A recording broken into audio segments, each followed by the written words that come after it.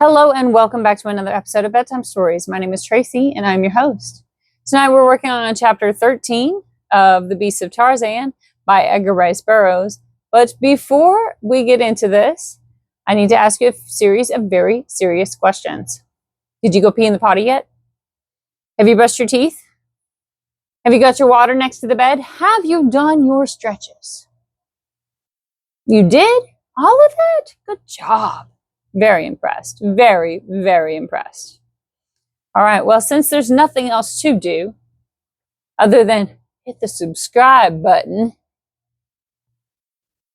we'll go ahead and get into this chapter, okay? All right. This one is entitled Escape. Or as Dory from Finding Nemo would say it, escape. Oh, that's weird. It's spelled just like the word escape. Okay, I'll stop. I'm sorry. I love you. You love me. It's all right, right? Right. For a moment, Brokaw stood sneering down upon Jane Clayton. Then his eyes fell to the little bundle in her lap. Jane had drawn one corner of the blanket over the child's face, so that to one who did not know the truth, it seemed to be sleeping. "You've gone to a great deal of unnecessary trouble," said Brokaw, "to bring the child to this village. If you had attended to your own affairs, I should have brought it here myself. You would have been spared the dangers and fatigue of the journey, but I suppose I must thank you for relieving me of the inconvenience of having to care for a young infant on the march. This is the village to which the child was destined from the first. Maganwazam will rear him carefully, making a good cannibal of him. And if you ever chance to return to civilization, it will doubtless afford you much food for thought, as you compare the luxuries and comforts of your life with the details of the life of your son is living in the village of the Maganwazam. Again, I thank you for bringing him here for me, and now I must ask you to surrender him to me, that I may turn him over to his foster parents." As he concluded, Brokaw held out his hands for the child, a nasty grin of vindictiveness upon his lips. To his surprise, Jane Clayton rose, and without a word of protest, laid the little bundle in his arms. "Here's the child," she said. "Thank God he is beyond your power to harm." Grasping the import of her words, Brokaw snatched the blanket from the child's face to seek confirmation of his fears. Jane Clayton watched his expression closely. She had been puzzled for days for an answer as to the question of Brokaw's knowledge of the child's identity. If she had been in doubt before, the last shred of that doubt was wiped away as she witnessed the terrible anger of the Russian as he looked upon the dead face of the baby, and realized that at the last moment his dearest wish for vengeance had been thwarted by a higher power. Almost throwing the body of the child back into Jane Clayton's arms, Brokaw stamped up and down the hut, pounding the air with his clenched fists and cursing terribly. At last he halted in front of the young woman, bringing his face down close to hers. "You are laughing at me," he shrieked. "You think that you have beaten me, eh? I'll show you, as I have shown the miserable ape you call husband, what it means to interfere with the plans of Nicholas Rokoff. You have robbed me of the child. I cannot make him the son of a cannibal chief, but," and he paused as though to let the full meaning of his threat sink deep, "I can make the mother the wife of a cannibal, and that I shall do after I have finished with her myself." If he had thought to wring from Jane Clayton any sign of terror, he failed miserably. She was beyond that. Her brain and nerves were numb to suffering and shock. To his surprise, a faint, almost happy smile touched her lips. She was thinking with thankful heart that this poor little corpse was not that of her own wee Jack, and that, best of all, Rokoff evidently did not know the truth. She would have liked to have flaunted the fact in his face, but she dared not. If he continued to believe that the child had been hers, so much safer would be the real Jack, wherever he might be. She had, of course, no knowledge of the whereabouts of her little son. He did not know even that he still lived, and yet there was the chance that he might. Hang on. I do apologize.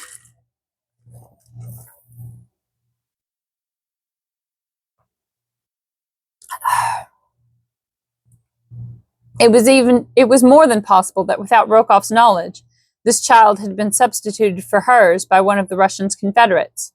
That even now her son might be safe with friends in London, where there were many, both able and willing to have paid any ransom which the traitorous conspirator might have asked for the safe release of Lord Greystoke's son. Might have asked for the safe release of Lord Greystoke's son. She had thought it all out 100 times since she had discovered that the baby which Anderson had placed in her arms that night upon the Kincaid was not her own, and it had been a constant and growing source of happiness to her to dream the whole fantasy through in its every detail. No, the Russian must never know that this was not her baby. She realized that her position was hopeless. With Anderson and her husband dead, there was no one in all the world with a desire to succor her who knew where she might be found. Rokoff's threat, she realized, was no idle one. That he would do or attempt to do all that he had promised, she was perfectly sure. But at the worst, it meant but a little earlier release from the hideous anguish that she had been enduring. She must find some way to take her own life before the Russian could harm her further. Just now she wanted time to think and prepare herself for the end. She felt that she could not take the last awful step until she had exhausted every possibility of escape. She did not care to live unless she might find her way back to her own child, but slight as such a hope appeared, she would not admit its impossibility until the last moment had come, and she faced the fearful reality of choosing between the final alternatives, Nicholas Rokoff on one hand and self-destruction on the other. "Go away," she said to the Russian. "Go away and leave me in peace with my dead. Have you not brought sufficient misery and anguish upon me without attempting to harm me further? What wrong have I ever done to you that you should persist in persecuting me?" "You are suffering for the sins of the monkey you chose when you might have had the love of a gentleman, of Nicholas Rokoff," he replied. "But where is the use in discussing the matter? We shall bury the child here, and you will return with me at once to my own camp. Tomorrow I shall bring you back and turn you over to your new husband, the lovely Maganwazam. Come." He reached out for the child. Jane, who was on her feet now, turned away from him. "I shall bury the body," she said. "Send some men to dig a grave outside the village." Rokoff was anxious to have the thing over and get back to his camp with his victim. He thought he saw in her apathy a resignation to her fate. Stepping outside the hut, he motioned her to follow him, and a moment later, with his men, he escorted Jane beyond the village, where beneath a great tree, the blacks scooped a shallow grave. Wrapping the tiny body in a blanket, Jane laid it tenderly in the black hole, and turning her head that she might not see the moldy earth falling upon the pitiful little bundle, she breathed a prayer beside the grave of the nameless waif that had won its way into the innermost recesses of her heart. Then, dry-eyed but suffering, she rose and followed the Russian through the Stygian blackness of the jungle, along the winding leafy corridor that led from the village of Maganwazam, the black cannibal, to the camp of Nicholas Rokoff, the white fiend. Beside them, in the impenetrable thickets that fringed the path, rising to arch above it and shut out the moon, the girl could hear the stealthy, muffled footfalls of great beasts. And ever round about them rose the deafening roars of hunting lions until the earth trembled with the mighty sound. The porters lighted torches now and waved them upon either hand to frighten off the beasts of prey. Rokoff urged them to greater speed, and from the quavering note in his voice, Jane Clayton knew that he was weak with terror. The sounds of the jungle night recalled most vividly the days and nights that she had spent in a similar jungle with her forest god, with the fearless and unconquerable Tarzan of the apes. Then there had been no thoughts of terror, though the jungle noises were new to her, and the roar of the lion had seemed the most awe-inspiring sound upon the great earth. How different would it be now that if she knew that he was somewhere there in the wilderness seeking her? Then indeed would there be that for which to live, and every reason to believe that succor was close at hand. But he was dead. It was incredible that it should be so. There seemed no place in death for that great body and those mighty thews. Had Rokoff been the one to tell her of her lord's passing, she would have known that he lied. There could be no reason, she thought, why Maganwazam should have deceived her. She did not know that the Russian had talked with the savage a few minutes before the chief had come to her with his tale. At last they reached the rude boma that Rokoff's porters had thrown up round the Russian's camp. Here they found all in turmoil. She did not know what it was all about, but she saw that Rokoff was very angry, and from bits of conversation which she could translate, she gleaned that there had been further desertions while he had been absent, and that the deserters had taken the bulk of his food and ammunition. When he had done venting his rage upon those who remained, he returned to where Jane stood under guard of a couple of his white sailors. He grasped her roughly by the arm and started to drag her toward his tent. The girl struggled and fought to free herself, while the two sailors stood by, laughing at the rare treat. Rokoff did not hesitate to use rough methods when he found that he was to have difficulty in carrying out his designs. Repeatedly he struck Jane Clayton in the face, until at last, half-conscious, she was dragged within his tent. Rokoff's boy had lighted the Russian's lamp, and now at a word from his master he made himself scarce. Jane had sunk to the floor in the middle of the enclosure. Slowly her numbed senses were returning to her, and she was commencing to think very fast indeed. Quickly her eyes ran round the interior of the tent, taking in every detail of its equipment and contents. Now the Russian was lifting her to her feet and attempting to drag her to the camp cot that stood at one side of the tent. At his belt hung a heavy revolver. Jane Clayton's eyes riveted themselves upon it. Her palm itched to grasp the huge butt. She feigned again to swoon, but through her half-closed lids she waited her opportunity. It came just as Rokoff was lifting her upon the cot. A noise at the tent door behind him brought his head quickly about and away from the girl. The butt of the gun was not an inch from her hand. With a single lightning-like move, she snatched the weapon from its holster, and at the same instant Rokoff turned back toward her, realizing his peril. She did not dare fire for fear the shot would bring his people about him, and with Rokoff dead, she would fall into hands no better than his, and to a fate probably even worse than he alone could have imagined. The memory of the two brutes who stood and laughed as Rokoff struck her was still vivid. As the rage and fear-filled countenance of the Slav turned toward her, Jane Clayton raised the heavy revolver high above the pasty face, and with all her strength dealt the man a terrific blow between the eyes. Without a sound he sank, limp and unconscious, to the ground.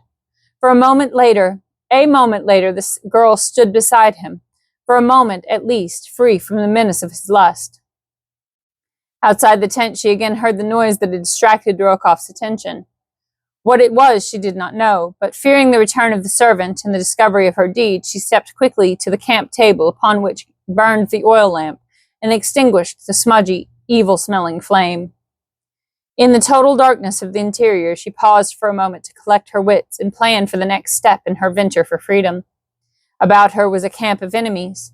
Beyond these foes, a black wilderness of savage jungle peopled by hideous beasts of prey and still more hideous human beasts. There was little or no chance that she would survive even a few days of the constant dangers that would confront her there, but the knowledge that she had already passed through so many perils unscathed, and that somewhere out there in the faraway world a little child was doubtless at that very moment crying for her, filled her with determination to make the effort to accomplish the seemingly impossible and cross that awful land of horror in search of the sea and the remote chance of succor that she might find there. Rokoff's tent stood almost exactly in the center of the boma. Surrounding it were the tents and shelters of his white companions and the natives of his safari. To pass through these and find egress through the boma seemed a task too fraught with insurmountable obstacles to warrant even the slightest consideration. Yet there was no other way.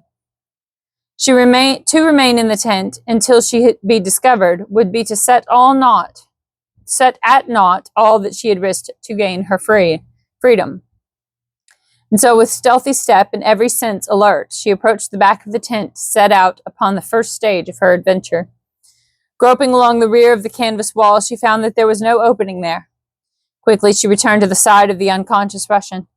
In his belt, her groping fingers came upon the hilt of a long hunting knife, and with this she cut a hole in the back wall of the tent. Silently she stepped without. To her immense relief, she saw that the camp was apparently asleep. In the dim and flickering light of the dying fires, she saw but a single sentry, and he was dozing upon his haunches at the opposite side of the enclosure. Keeping the tent between him and herself, she crossed between the small shelters of the native porters to the boma wall beyond. Outside, in the darkness of the tangled jungle, she could hear the roaring of lions, the laughing of hyenas, and the countless, nameless noises of the midnight jungle. For a moment, she hesitated, trembling. The thought of the prowling beasts out there in the darkness was appealing.